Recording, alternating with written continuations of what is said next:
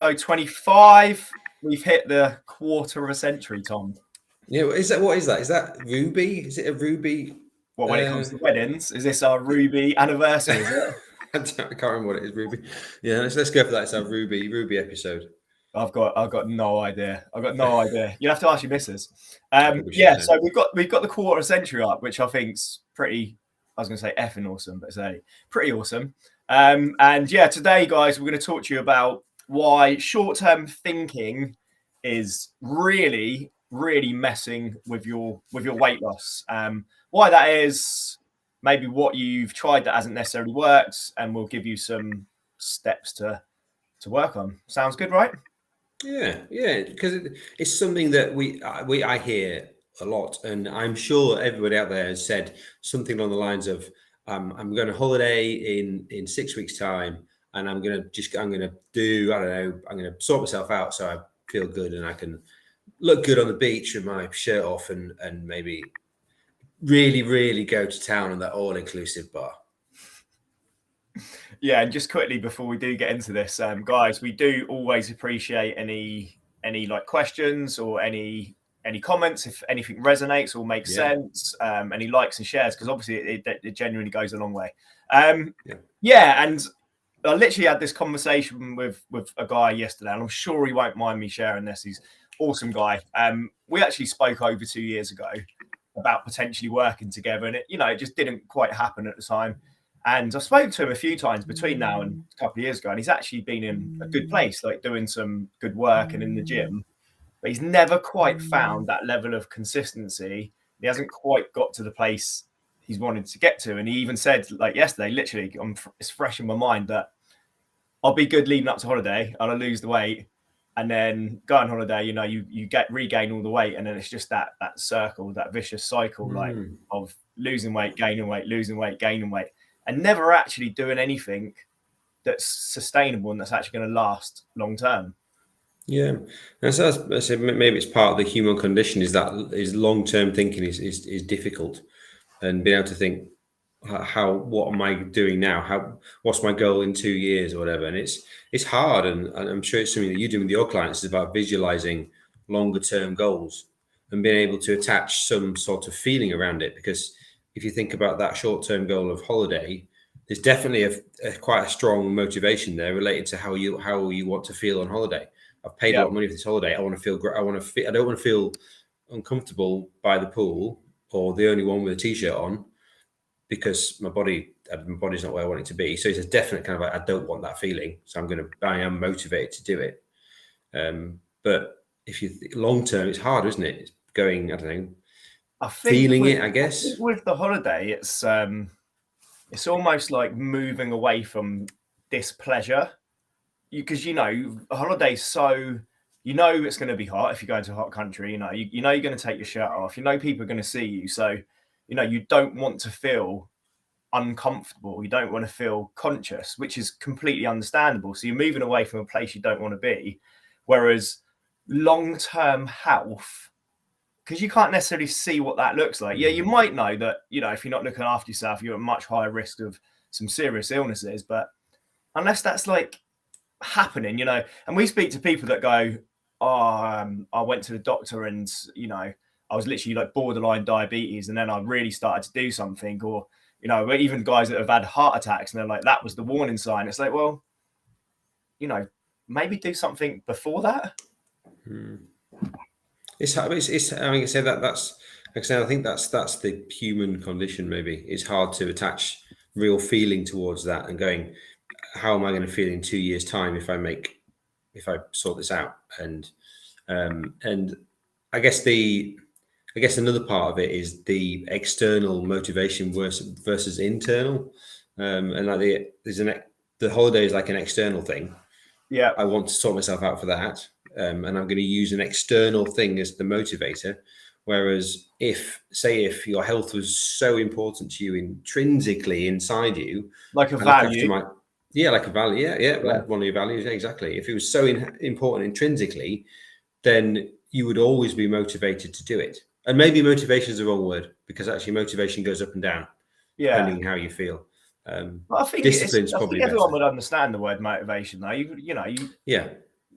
we both enjoy being fit and healthy, I think, but we're never always motivated. But I think because it's something we value, I think we going forward will probably always do it. It probably won't be a question.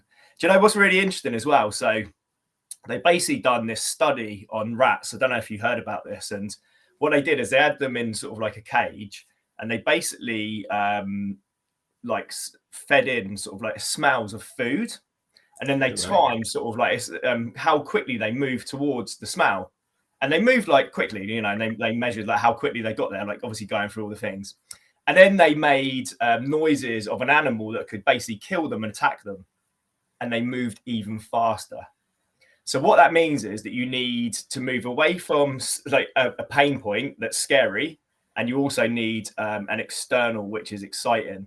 Not just moving away from the place you don't want to be. You need to move to the place you want to be as well.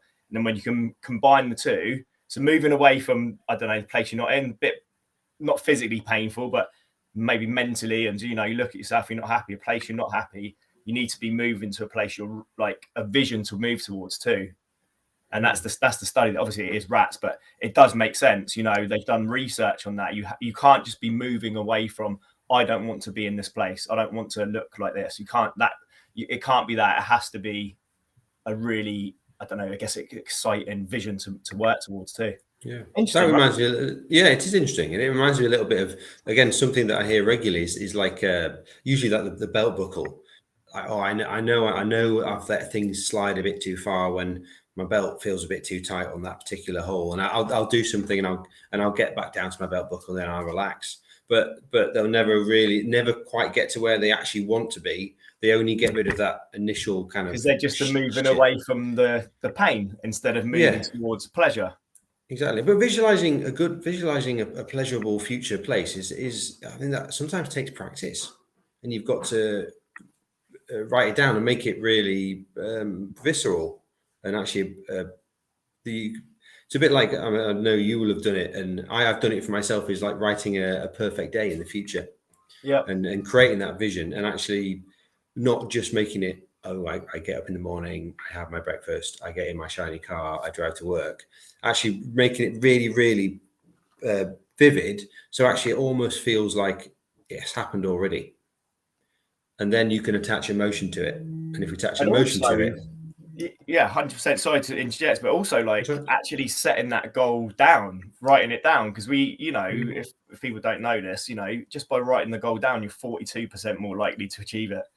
So even if you didn't, literally. So even if, you know, you didn't want to go into maybe visualization, because you might think that's like a bit woo-woo, which is not. It's important.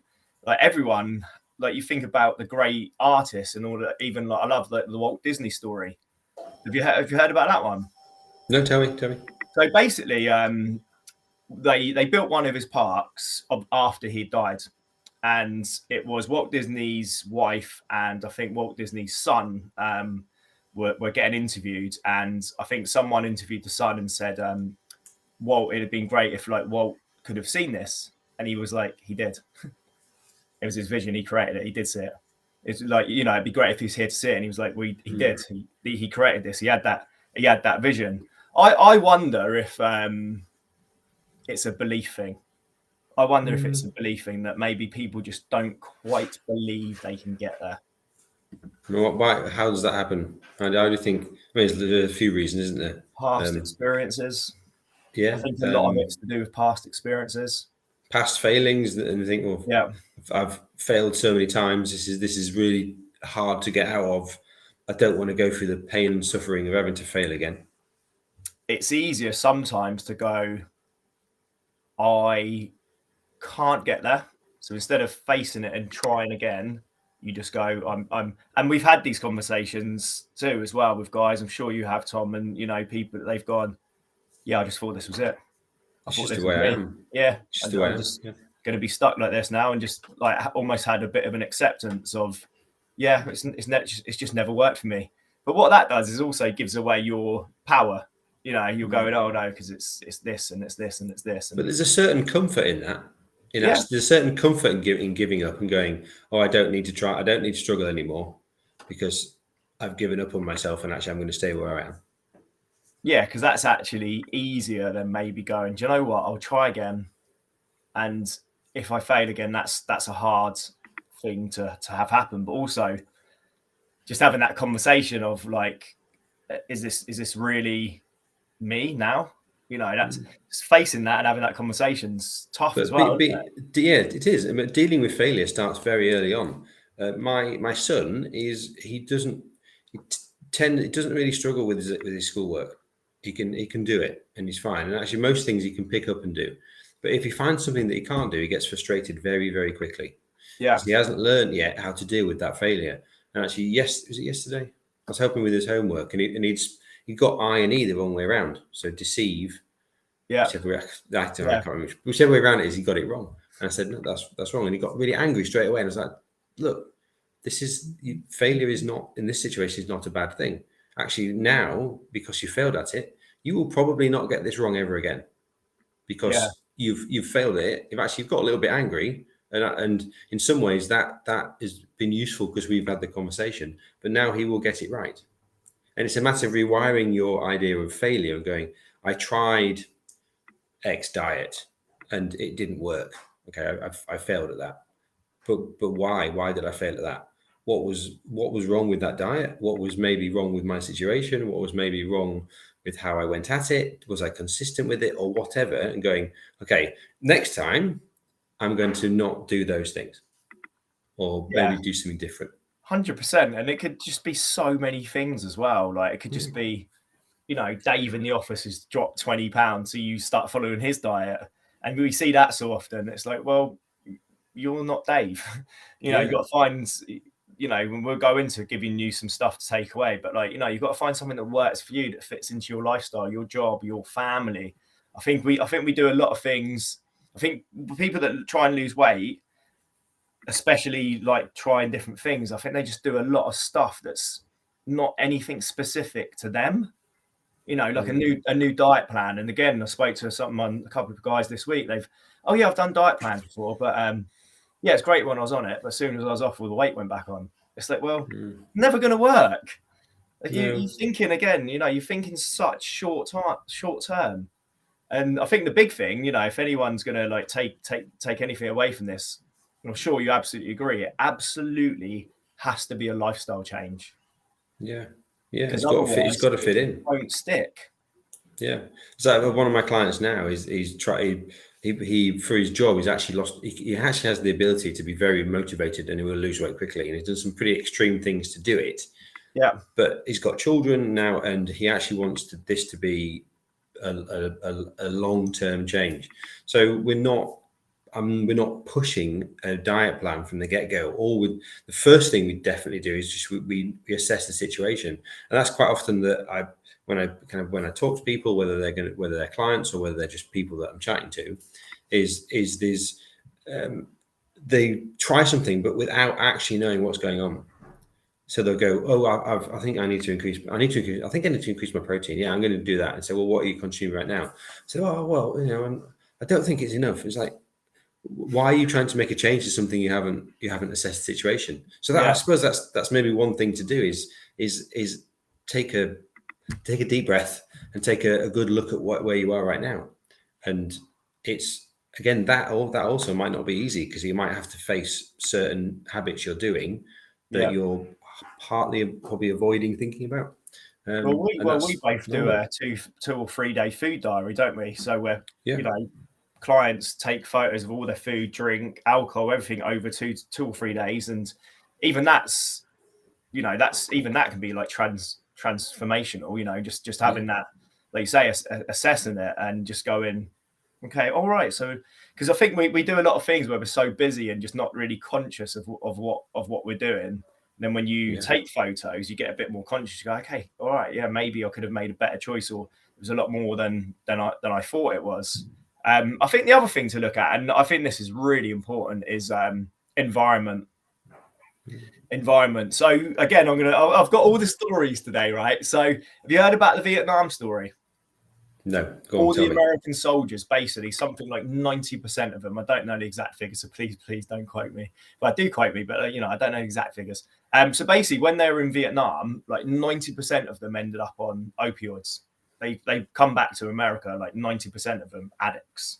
And what they found is the reason they were addicts was because it was all accessible in Vietnam. And then they went back to their sort of like normal where they lived. And if there was accessibility and they carried on being addicts, if they didn't, it wasn't accessible. So that, like, it just stopped. And that's like, you know, that shows if you're in an environment where you're set up for healthy food, I don't know, access to the gym, maybe, or your family are healthy, and you've got a much better chance of being healthy. But if you're not set up for that, I don't know, say you're back in the college days and you've got 3 housemates that just love going out every night, getting takeaways, you're probably going to go out every night and get takeaways. Yeah. I hear that all the time with people. If you're with a certain group of mates and smoking, drinking, and when you're with them, you revert back into certain habits. And in some respects, I do the same thing. If I'm with a certain group, we all do. I'm like, I know where I am now. I know how I'm going to behave and what is in this environment. But I wouldn't do it all the time. And yeah, environment is important, and surrounding yourself with the right kind of thing. And I suppose I instantly always think about families because I have a family, and that's a lot of my clients I work with are family men. It's a matter of going, how is your family? Is your family supporting you or not? And they might, of course, they want you to be healthy, but their behaviors might not be fully supporting you. So I suppose there's a conversation to be had with your partner and going, I'm trying to fix this, and it's important, and it really doesn't make me happy the way I am, and I would like you to support me, and your behavior in this situation is not. Like, for example, a client of mine a few months ago, her husband was buying takeaways when she wanted to stop, and it was almost something that he I don't know, he wasn't listening. Of course, he wanted her to be healthy, but that habit of buying a takeaway 2 takeaways in a weekend, sometimes she found that really, really hard, and she had to have a conversation with him and go, I need you to support me. And part of that is at the moment I can't do this on my own, and I really, really need you to help me. I think a lot of that comes down to, and you see it all the time, like, you know, when, like, I don't know, you go to a shop or something and you buy some chocolate, you come home and you give some chocolate to your missus because you go, well, I feel a bit better now because, you know, at least we're both eating it. I think, you know, that person who's maybe not being as supportive, maybe there's some areas in their life that they're not necessarily that happy about. And then they go, do you know what? You know, and we see that all the time. People do, like, you know, especially with partners, they go, oh, I've got this for you as well. And then, you know, I don't know, you share the sharing bag in the evening, because then you don't feel so bad about yourself, do you? Yeah. You're sharing it with someone. But it's not just at home as well. It can be at work. Again, this guy I was talking to yesterday, he was like, Fridays at work, he was like, nightmare. You know, like cakes and biscuits and all these things. So it's not just at home; it's the environment that you're in at work and friends. You know, you might, again, going back to your point, Tom. You know, you might have some friends that will always just want to, I don't know, just go on the piss with you. But if you've got someone that's really healthy, they might go, oh, Tom, do you fancy catching up? We'll go to the gym. We'll go and play golf. We'll go for a game of tennis. Grab a coffee afterwards. So, you know, if you surround yourself with people that are probably fit and healthy, you probably are going to encapsulate that yourself. Yeah. And so that can be hard sometimes, isn't it? Looking at your friendship group and going, is this friendship group helping me or hindering me? And then having a kind of hard discussion with yourself and going, what do I want to change it or not? Is it important that I change it, or am I happy being like this forever? And again, it's the good thing about you're in control of all of it is if you can fix the situation. You have all the tools and your ability to do it. So, but you have to want to, and sometimes that can be difficult. And belief, I think, like going back to what I said earlier, because I think, you know, there's 2 mindsets, isn't there? There's fixed growth, there's the fixed mindset and growth. And I think, if someone's maybe struggled for so many years, I think they get to a point where they've got almost a fixed mindset of, this is out of my control. When you see it all the time, people talk about slow metabolisms and all things like that.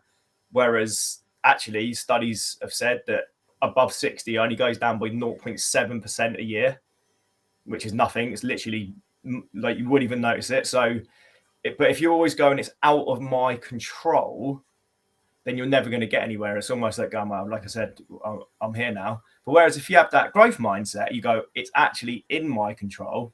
And by the way, people that have that mindset are more happy as well, because they believe they're in control of what happens to them, which is a really good place to be. I suppose that's like what's being done to me, and it's like this is all being happening to me, and I can't do anything about it. Yeah. I'm trying to think of the phrase "done to me" or done for me. That was it. So done to me or done for me. Yeah. That's it. And like everything, like that, I can't remember which book it is. It's in the book somewhere. Anyway, everything's a lesson, isn't it? Yeah. And it's like, I don't know, this has happened in my life. Okay, I can't control that. It's happened. And you might go, oh, this is messed up all my plans. But it's like, okay, what lesson? The person that goes, oh, it's always me. Yeah, but what exactly? But what lesson could that teach me? And this, I don't know, if something's happened in your life, you've been doing really well for a couple of weeks, and something happens, and it totally railroads all your diet and exercise. Okay, what lesson has this taught me? Rather than, oh, it's fucked it up and I can't do it anymore. Yeah, 100%. That's called the locus of control as well. That is, Yes. Yeah, locus of control. And the more you feel like you're in control of your decision, your life, just having that mindset, basically, again, they've done lots of research studies. Actually, you're happier just by having that, as opposed to the mindset, all these things are happening to me and I've got no control. All right, so let's just go back to like this. So the reason we're doing this is obviously short-term thinking. So I think short-term thinking is really like just try to lose the weight as quickly as possible, following something that's, I don't know, like not necessarily serving you long term. So it could be like, we see things like keto all the time, that we juicing. They're usually really hard to do. Yeah, and you have to go, right, I'm pushing on. You have to say, friends, I'm really pushing through. Yeah, all that shit. So yeah, if you just looked at it like short term, it's probably anything that's just really, really difficult. Do you know what? What really makes me laugh as well is like people sort of say they're lacking motivation, and I think if you've done anything like juicing or keto and all these things, you're definitely not lacking motivation, because I couldn't do them. No, that's a good point. Yeah, like I definitely couldn't do them. So you've probably got more motivation than me, and I think when we hear it all the time, but you're so motivated to go to the gym, it's like, yeah, because I enjoy it. So if you're not doing a diet or anything like that, of the foods you enjoy, but you're pushing through, trust me, you're more motivated than me. You're just doing something that's probably really unenjoyable. So then you give up and then you go, oh, I lost motivation. Well, of course you flipping did. Yeah, because it's miserable. It's miserable. Yeah, and I think that's the short-term thinking again. Like I mentioned to you yesterday about like a holiday, just a short-term kind of holiday target is so kind of wishy-washy in terms of actually importance in your life. It's a holiday, it's great. You can have a week away, fantastic. But in terms of how important it is in your life, it's minuscule.